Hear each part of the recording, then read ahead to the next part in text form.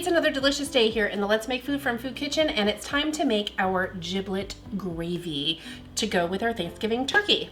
So what I have here is the neck and the gizzards, giblets, hearts, whatever, insides, okay? Beautiful flavor for this. I have my cooktop warming up. I'm gonna go ahead while I'm waiting for that and chop up some of my vegetables.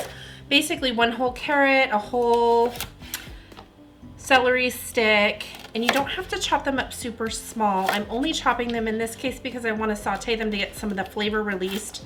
Whereas if I was just making a regular stock, I'd probably just cut them in half and toss them in there. So I want to speed that process up a little bit, and that means I need to chop these up a little bit more so that they cook and get some of those flavors released.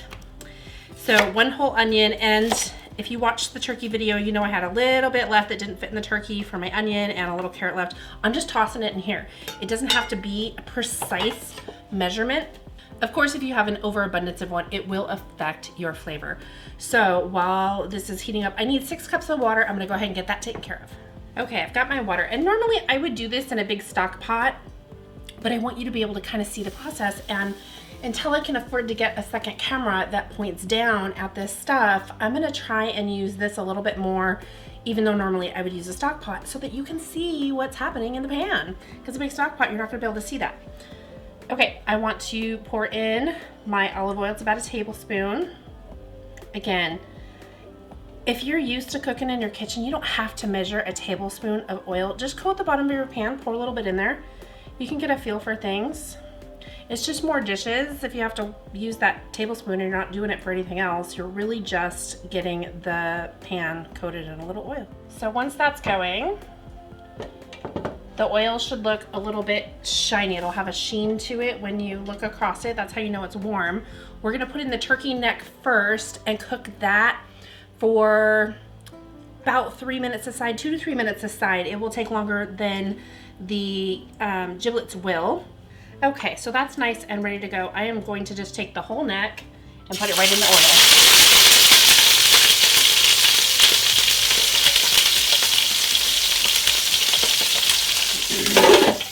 All right, I've got that covered. It's splattering because there's the water from the giblets in there. Not completely unexpected. So I've got some other ingredients here. I have some kosher salt and some peppercorns, some rosemary and thyme, and a bay leaf. That'll go in after I add the water, and then all of my veggies. The nice thing about this gravy is you can make this the day before and then reheat it. I would say do it on a low heat in a saucepan. Add a little bit of water. Don't add too much because it'll be really thick after it's been in the fridge. So add a little bit of water at a time until it gets back to the consistency you want, but it will thin out some when you cook it, so don't start with a bunch of water. That should help save on some of your cooking time for the big day. Okay, I'm gonna go ahead and turn this over carefully.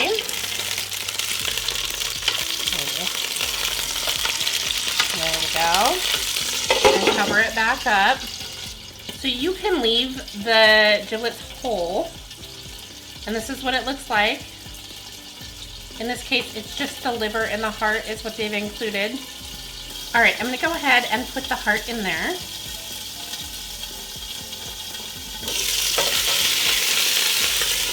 So you can see it's just gonna cook. And I'm gonna add the liver. The liver and the heart don't take as long as that neck will, just because it's bigger and thicker.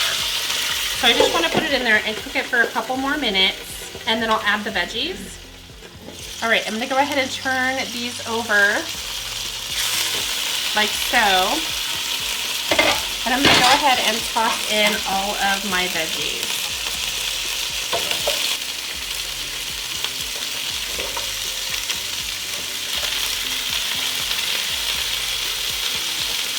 Now that those are in, I'm just going to let them cook down a little bit. We are ready to move on. This turkey neck looks nice and golden. The gizzards are good to go. Giblets, because I grew up calling them gizzards. I know that gizzards is a little different, but that's just kind of what I remember them being called. So I know it's whatever. Okay, so first I'm going to toss in my peppercorns. It's about a teaspoon worth, and I'm gonna let those cook for just a second or two and get them to toast a little bit. Okay, then I'm going to add my 6 cups of water. All right, 6 cups. There we go. Then I want to add in my bay leaf, my rosemary, and my thyme, and my salt. Okay, there we go. So I'm going to bring that up to a boil. Once it comes to a boil, I am going to go ahead and cover it back up until it comes to a boil. Once it comes to a boil, I'm going to take off the lid, turn it down to a simmer, and simmer it for 20 to 30 minutes.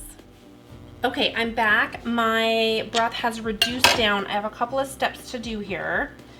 I am going to get rid of the neck, but not the liver and the heart. Okay, because we're gonna chop those up and put them back in. I'm gonna scoop out all of the veggies here. And this is where having a pot to use comes in a little easier, because you can dump it all out into a colander, which I guess you could do with this. It's just harder to do. Okay, so I'm just getting all the big pieces out, including that bay leaf. Make sure you get that bay leaf. Not that it'll matter, because I'm gonna run it through a sieve here. Okay, so I'm just gonna get this out of my way completely. Grabbed my sieve, I've got my bowl, and I just want to pour all of this. I'm gonna have to turn it off and do it this way to unplug it. That way I don't have to fight with the cord. Here we go. So I'm just gonna pour all of this into that sieve, and that sieve will catch any of the other little bits, okay? So this is warming up, and this will go pretty quick. I want to finely chop, dice, whatever, my liver and heart into little bits, okay? Once this gets pretty good, I can hear it crackling. I'm gonna toss in my 2 tablespoons of butter.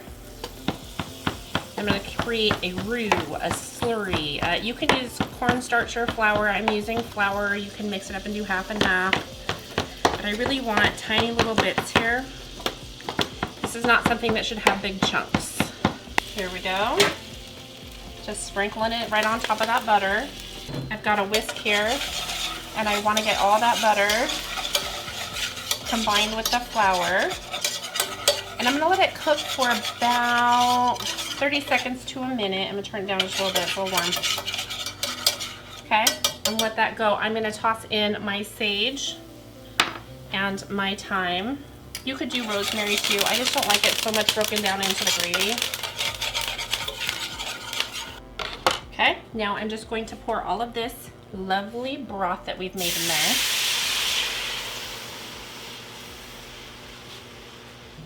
And that should thicken up. And how thick you make it is determined by your taste. My average is 1 tablespoon of butter to 1 tablespoon of flour to 1 cup of liquid. Now if you like it thicker, increase your flour and butter, but not the liquid. So I want this to come to a boil, and I'm going to go ahead and add these back in. And I'm gonna let that boil for a good couple of minutes, and that will have that flour thicken up.